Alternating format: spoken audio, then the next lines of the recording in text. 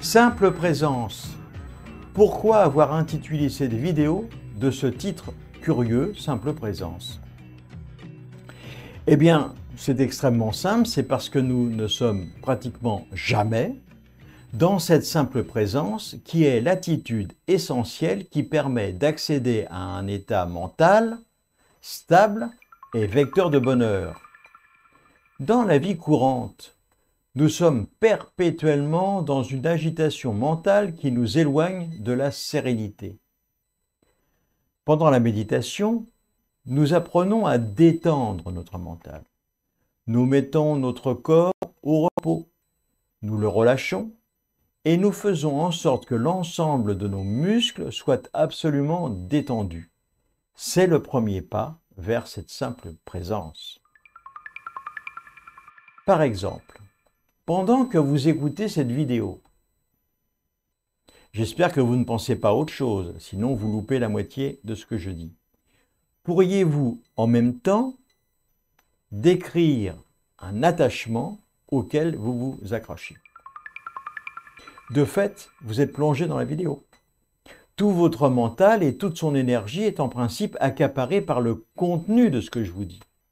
Et vous n'arrivez pas à décrire en même temps un attachement auquel vous vous accrochez.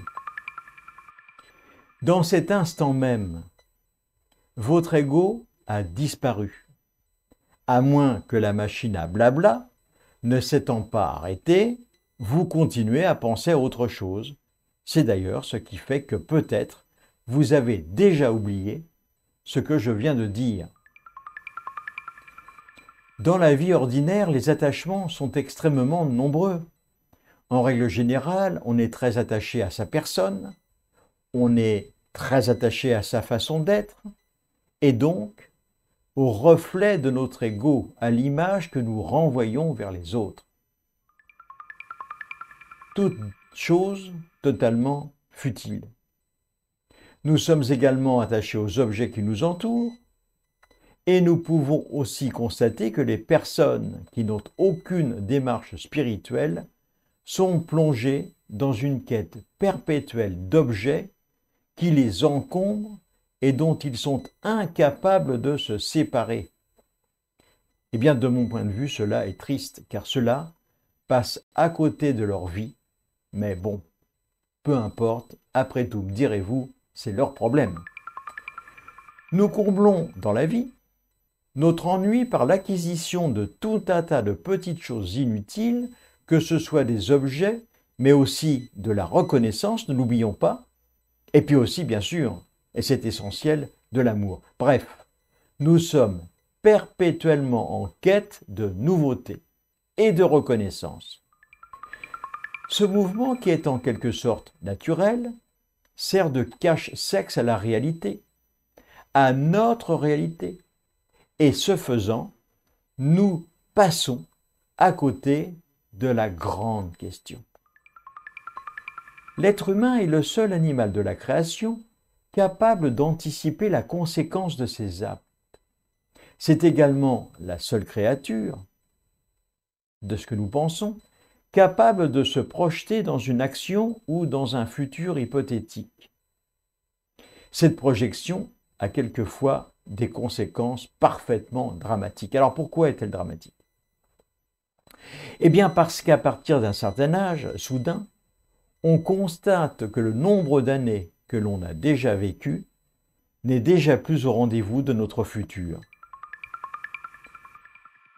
Alors, il va nous falloir envisager notre finalité et la fin de notre vie. Cela est dramatique, car lorsque se pose la question de la mort, de la fin de vie, se pose également la question de ce qui va se passer juste avant le grand départ. Et si cette question est trop présente, de multiples peurs surgissent. Serais-je gravement malade? Vais-je perdre la mémoire? Vais-je devenir dépendant? Et au fil du temps, cette question est récurrente. Elle se présente de plus en plus souvent dans le fil de notre existence. Au départ, il y a attachement à la vie. Puis, passé un certain seuil de douleur, d'incapacité, de misère, lorsque l'on constate la dégradation de ce corps, alors arrive la question de la délivrance, la question de la mort. Il arrive d'ailleurs régulièrement qu'en fin de vie, il y a attachement à la mort, l'envie d'en finir vite, le plus vite possible. Le sujet d'aujourd'hui est de vivre pleinement l'instant présent. Il n'y a pas si longtemps, un pratiquant ici me disait au final, dans votre pratique, c'est une question d'acceptation totale. Mais sommes-nous prêts à tout accepter? Bien sûr que non. Je crois que cette personne n'avait pas bien compris l'objet de la méditation. L'objet de la méditation est de tout accueillir, certes, mais pas de tout accepter. Personne ne peut accepter d'avoir un cancer en phase terminale. Accueillir n'est donc pas tout accepter. Il y a un moment où il faut prendre une décision. Tout accepter, c'est se résigner, et ce n'est pas la bonne attitude. Cela s'appelle aussi l'abandon. Tout accueillir, c'est observer le bon côté des choses. C'est s'ouvrir aux événements. Observer les choses qui ne nous conviennent pas, c'est également prendre conscience que l'on va les laisser passer en se concentrant sur des événements plus positifs et qui nous conviennent. Ainsi, il n'y a plus d'attachement spécifique à cette question vie-mort. Les choses viennent, elles se présentent à notre conscience, sont accueillies ou bien elles sont simplement rejetées. Ce qui nous arrive dans la vie quotidienne, il faut l'accueillir. S'ouvrir au plus profond de nous-mêmes, aux événements qui jalonnent notre existence. Chacun de ces événements est un enseignement profond. Il ne faut pas négliger cela. Il faut en faire un phare dans l'obscurité. Il faut rester optimiste. Alors je vous le dis, soyez optimiste pour l'avenir. Soyez optimiste pour votre avenir. Voilà. En attendant la prochaine vidéo, essayez d'être heureux juste pour donner l'exemple. N'oubliez pas de me retrouver sur le site calameo.com afin de retrouver ces enseignements. Dans la rubrique auteur, vous tapez mon nom, Félix Hellens. Et n'oubliez pas que celui qui détruit le bonheur d'un seul être détruit son propre bonheur.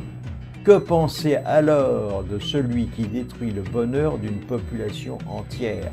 Je crois que c'est un adage qui est d'actualité en ce moment. À bientôt.